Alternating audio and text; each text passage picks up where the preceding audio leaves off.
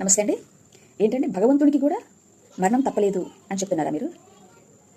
అంటే భగవంతుడి యొక్క నిర్వచనం మనకు విష్ణు పురాణంలో జ్ఞానము, బలము, ఐశ్వర్యము, వీర్యము, శక్తి, తేజస్సు ఇన్ని లక్షణాలు భగవంతునికి చెప్తున్నప్పుడు ఈ లక్షణాలు ఏవి కూడా ఆ మృత్యువు నుంచి వారిని కాపాడలేకపోయిందా?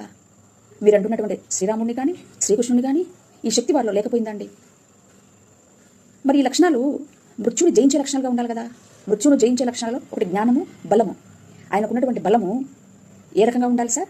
పంచభూతాలకు నిర్ణయించినటువంటి మృత్యువుకు మృత్యు అవ్వాలా, అది బలం. అంటే దీన్ని పడదోయగలగాలి, అంటే మ్యాటర్ని లేదా శక్తిని వశపరచుకోవాలి, అది బలం. ఆయనకున్నటువంటి బలం. అంతటితో అయిపోయి మళ్ళీ ఆయనకు శక్తి ఉంది అని చెప్తున్నాడు. ఎందుకు ఆ శక్తి? మృత్యువుకు మృత్యువు అయిన తర్వాత తిరిగి ఈ మృతులలో నుంచి ఆయన మహిమకు పునరుద్ధానం అవ్వాలా, అది శక్తి, అది తేజస్సు.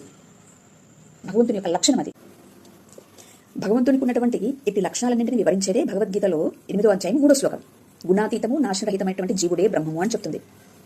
అంటే పంచభూతాలు కలిగినటువంటి తమో, రజో, సత్వ ఈ 3 గుణములను వశపరుచుకున్నటువంటి వాడై, మట్టి నుంచి మహిమకు పునరుత్థానమైనటువంటి వాడై, మృత్యువును జయించి మృతులలో నుంచి లేచినటువంటి ఆది సంభూతుడై,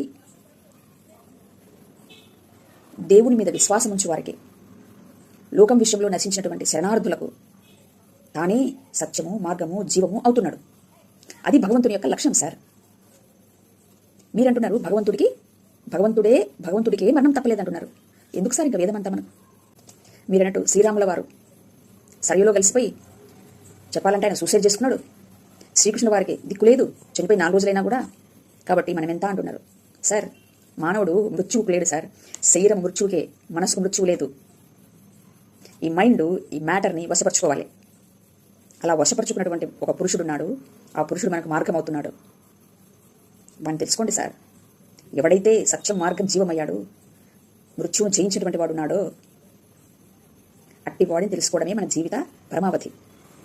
ఎందుకంటే ఎప్పుడైతే అనుభవపూర్వకంగా అట్టి వాడిని మనం తెలుసుకున్నామో అప్పుడు అది మనమే అనే జ్ఞానం కలుగుతుంది. అట్టి జ్ఞానం కలిగినప్పుడు మనకు కాదు ఈ మృత్యువు అని తెలుస్తుంది.